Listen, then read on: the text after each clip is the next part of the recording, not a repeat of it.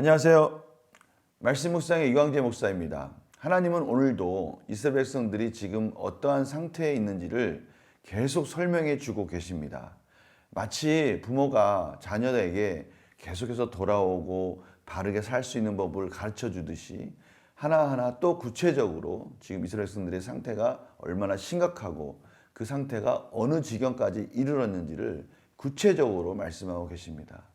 이렇게 세세하게 말씀하고 계시는 하나님의 음성을 저희들에게도 지금 똑같이 무엇인가를 지금 강하게 말씀하시고자 하는 그 메시지가 있는 것이죠. 이러한 말씀들은 이 시대에 이 말씀을 듣는 저희들에게도 동일하게 항상 말씀하시는 그 분명한 메시지가 있는 것이죠. 오늘도 이 말씀을 듣고 하나님의 뜻을 깨달으며 순종하며 하나님이 주인된 복된 삶을 사는 저희들이 되기를 간절히 소망합니다. 제가 기도하고 시작하겠습니다.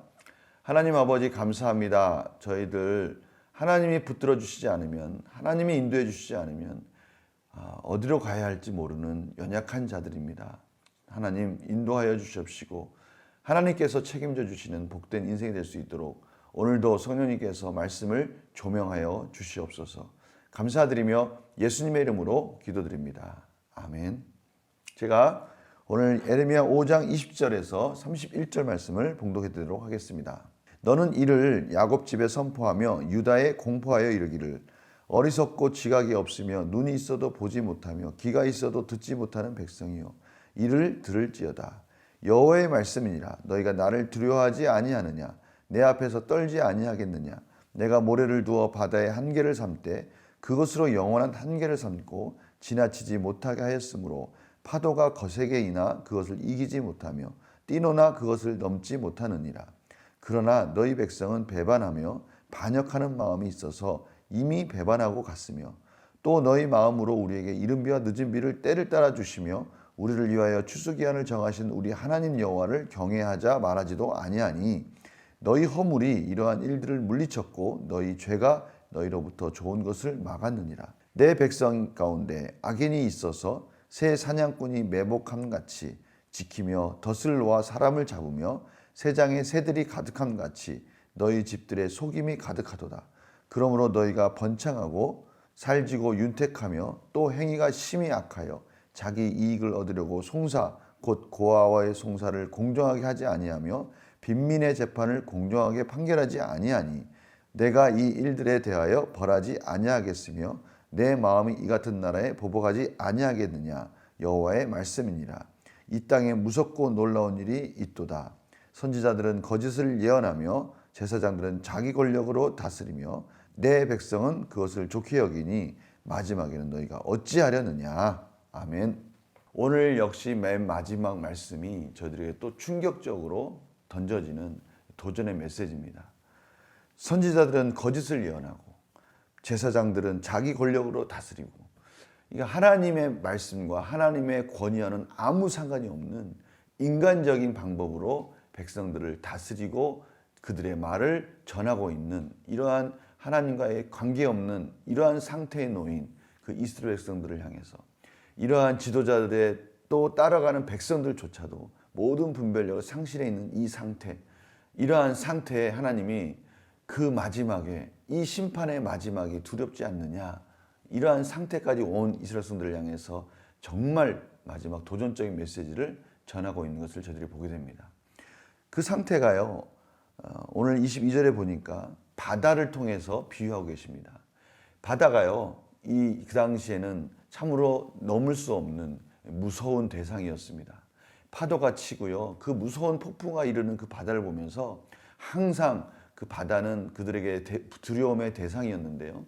그 두려움의 대상인 바다가 하나님이 정해주신 그 경계, 그 모래의 경계를 아무리 파도가 높을지라도 넘지 않고 있지 않느냐.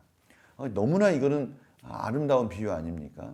하나님께 정해주신 그 바다의 질서, 그 질서를 넘지 않고 있는 바다. 어떻게 보면 순종하고 있는 그 모습을 말씀하고 계시는 것이죠. 이 말씀을 보면 꼭 요나서를 보는 것 같아요. 요나서를 보면요, 요나 외에 모든 것들이 다 하나님 말씀에 온전히 순종해서 요나를 몰아가고 있는 것을 봅니다. 바다도 순종하고요, 또 심지어 요나를 삼킨 물고기조차도 하나님 말씀에 순종해서 정확하게 요나를 품고 있다가 하나님 원하시는 시간에 정확하게 다시 니느웨에 뱉어내는 그 모습을 통해서 모든 자연 만물들, 심지어 이방인들조차도 하나님을 경외하는 모습을 보게 됩니다. 오직 요나만 그 마음에 진심으로 하나님을 경외하지 않는 그 모습 속에서 하나님은 들으라, 깨달으라 라고 말씀하시는 것이죠. 오늘 이 말씀도 똑같습니다. 이스라엘 백성들이 귀가 있으나 듣지 못하고 눈이 있으나 보지 못하는 그런 어리석은 상태를 말씀하고 계시는 것입니다. 그러한 상태 속에서 하나님의 말씀을 듣지 않으니 그들이 하나님의 말씀 가운데 하나님을 경외하는 자리에서 떠나게 되고요. 하나님은 이른 비와 늦은 비를 주는 그 소중함, 만물의 질서를 주관하시는 하나님을 깨닫지 못하는 그들에 대해서 그것을 멈추고 또 그들에게 가뭄을 주면서 심판하는 모습 속에 하나님께서 그들이 돌아오기를 원하고 계시는 그 안타까운 마음을 오늘도 동일하게 선포하고 계십니다. 또한 오늘 동일하게 이스라엘 백성들이 어떠한 상태에 있는지를 보여주는 것이죠. 공의와 또 하나님의 정의를 떠난 상태. 그런데도 그들은 아무도 그들이 틀렸다고 말하고 그것이 틀렸다고 깨닫지 못하는 그런 상태까지 다다른 이스라엘 백성들. 하나님이 심판하지 않겠느냐. 다시 한번 이스라엘 백성들에게 그 모습 속에서 하나님의 합당한 심판의 이유를 설명해 주고 계십니다. 이것은 지금 저희들에게도 동일한 메시지로서 다가오는데요. 문제를 풀면서 저희들이 오늘 깨달아야 될 말씀 무엇인지 한번 더 깊이 묵상해 보도록 하겠습니다. 예레미야는 심판 앞에 놓인 유다 백성이 어떤 상태라고 말합니까? 21절입니다. 어리석고 지각이 없으며, 이 어리석고 지각이 없다는 것은 분별력이 사라진 겁니다. 눈이 있어도 보지 못하고 귀가 있어도 듣지 못하는 완전히 영적 감각이 사라져 있는 상태를 이 육체적인 눈과 귀를 통해서 말하고 있습니다. 하나님 말씀을 듣지 못하고 그 상태를 보지 못하는 이런 어리석은 상태까지 이르렀다는 것이죠. 23절에 보면요. 그 선을 넘었어요. 바다도 그 모래의 선을 넘지 않고 순종하고 있는데 이스라엘 백성들은 완전히 불순종의 길로 가서 하나님을 배반하고 반역하는 마음이 되어 있다라고 하나님께서 지적하고 계십니다. 두 번째 문제 볼까요? 예레미야는 무엇이 하나님을 떠나게 하고 좋은 것을 막는다고 말합니까? 25절입니다. 너희 허물이, 너희 죄가 이른 비와 늦은 비를 막았다. 하나님의 축복을 막았다. 하나님의 은혜를 막았다라고 지금 말씀하고 계십니다. 영과 묵사진을 볼까요? 유다 백성이 때를 따라 도우시는 하나님의 능력을 깨닫지 못하고 하나님을 온전히 경배하지 않게 된 이유는 무엇입니까? 그들이 하나님의 말씀을 듣지 않은 겁니다.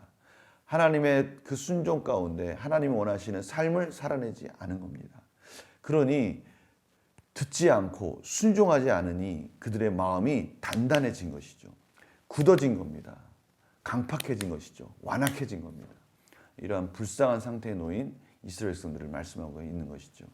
이것은 저희들에게 또 말씀하시는 중요한 메시지가 있습니다. 느낀 점 볼까요? 때를 따라 이른 비와 늦은 비를 주시는 하나님의 은혜를 잊고 죄를 범한 유다 백성을 보면 무엇을 낍니까? 이 말씀은 지금 이 시대도 동일한 거 아니겠습니까? 하나님의 말씀을 듣지 않고요. 하나님 말씀에 귀를 기울이지 않고요. 지금 본인의 상태가 그 말씀 가운데 순종하고 있는지 삶을 보지 않고요.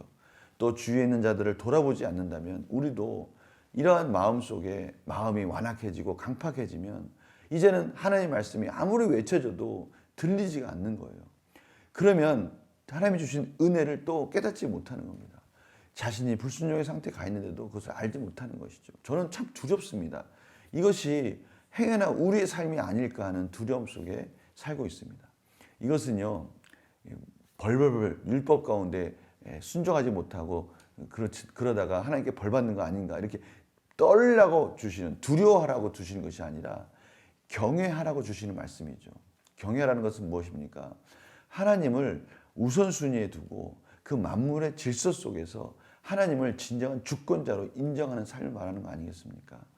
우리들의 삶이 정말 하나님 주시는 이 넉넉함과 은혜 속에서 행여나 멀어지고 그 하나님의 공의 가운데 그것을 순종하지 않는 마음이 있지 않는가를 늘 깨어 있어서 하나님 말씀 가운데 그렇지 않은가 돌아보라는 하나님의 소중한 말씀이죠. 저는 이 말씀이 우리 삶 속에 정말 소중한 말씀이 되기를 원합니다. 우리 성도님들도 그렇게 되기를 원합니다. 우리가 이 말씀 속에서 정말 하나님이 주시는 이 복된 삶, 깨어있는 삶, 하나님의 말씀을 들을 수 있는 귀, 또 그것을 볼 수 있는 눈, 이런 것들이 있다는 것에 대해서 감사하면서 그것을 잃지 않도록, 이러한 분별력이 사라지지 않도록 하나님의 말씀 가운데 깨어있는 우리들의 삶이 되기를 간절히 소망합니다. 오늘도 이 말씀을 주시는 그 이유가 있을 것입니다. 저는 이 말씀을 듣는 순간 내가 어떻게 해야 되겠다라는 것을 깨닫게 되는데요. 우리 성도님들도 오늘 이 말씀을 통해서 나의 삶 속에 하나님이 지금 이 부분을 가지고 말씀하시는구나에 대한 분명한 깨달음이 있기를 간절히 소망합니다. 결단과 적용 볼까요? 지금 하나님 앞에서 내 마음의 상태는 어떻습니까? 바로 이것이죠. 바로 이 부분입니다. 내 마음의 상태를 한번 점검해 보는 거예요. 내 마음 속에 강팍하고 완악해진 부분, 하나님이 말씀하신 부분에 대해서 경청하지 않으려고 하는 부분, 순종하지 않으려고 하는 부분이 무엇인가? 내가 신앙적 양심을 지키고 타락의 길에 빠지지 않으려면 무엇을 결단해야 합니까? 들려오는 하나님의 말씀 가운데 아멘하고 바꿔야 된다는 것이죠. 저희들이 주시는 이 놀라운 기회의 시간, 하나님의 놀라우신 은혜의 시간을 우리가 소중히 여기면서 순종하는 삶으로 나아가기를 간절히 소망합니다. 제가 기도하겠습니다. 하나님, 오늘도 하나님께서 말씀을 들려주셨습니다. 저희들에게는 무한한 가능성이 있고요. 무한한 소망이 있습니다. 왜냐하면 오늘 말씀을 들을 수 있도록 해주셨고요. 이 말씀을 듣고 깨닫게 해주셨기 때문입니다. 저희들이 아멘하고 순종하면서 저희들의 신앙의 지경을 넓혀가게 해주시고 신앙적 양심을 더욱더 날카롭게 분별력 있게 해주셔서 오늘 하루도 승리하는 삶이 되게 하여 주시옵소서. 감사드리며 예수님의 이름으로 기도드립니다. 아멘. 성도님들, 우리 주일 오후에 드린 말씀 기억나십니까? 우리의 신앙의 지경을 넓혀야 됩니다. 우리가 죄를 회개할 때 우리 모든 공동체를 돌볼 수 있는, 모든 공동체를 생각할 수 있는 신앙의 지경을 넓혀가는 저희들의 삶이 되길 원합니다. 그러기 위해서는요, 오늘 말씀과 같이 늘 말씀을 깨어서 경청하고요, 그 말씀대로 순종할 때 그 놀라운 능력들이 또 시너지가 나타나는 것이죠. 오늘 말씀 순종하면서 복된 하루가 되시기를 간절히 축원합니다. 내일 또 뵙겠습니다. 안녕히 계세요.